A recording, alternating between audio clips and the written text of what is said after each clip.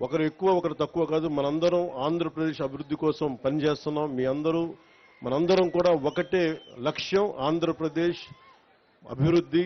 అలాగే స్వర్ణ పంచాయతీని చేసుకోవాలి, స్వర్ణ గ్రామాలు చేసుకోవాలి అనే కాన్సెప్ట్ తోటి ఇక్కడికి వచ్చాం.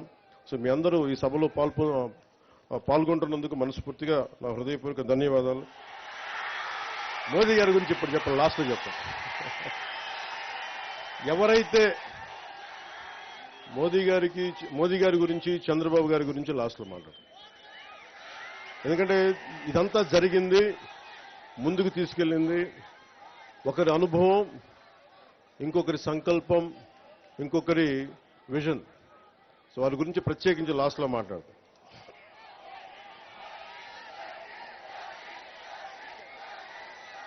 ఈ రోజున గ్రామ సభ అనేది చాలా కీలకం మనకి. మీరు ఓటు ఎలా అయితే వేశారో, మీరు ఓజీయా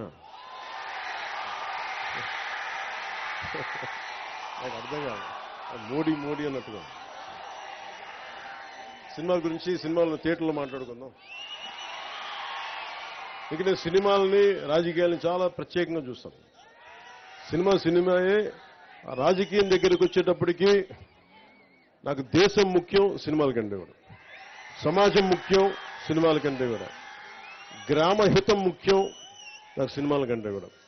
ఎందుకంటే గ్రామం అన్నం పెట్టే రైతు బాగుంటే అన్నీ బాగుంటాయి. అలాగే గ్రామాలు పచ్చగా ఉంటే దేశం పచ్చగా ఉంటుంది. అందరి దగ్గర డబ్బులు ఉంటేనే సినిమాలు ఆడతాయి. అందుకని ముందు గ్రామాలు పచ్చగా ఉండాలని కోరుకునేవాడు.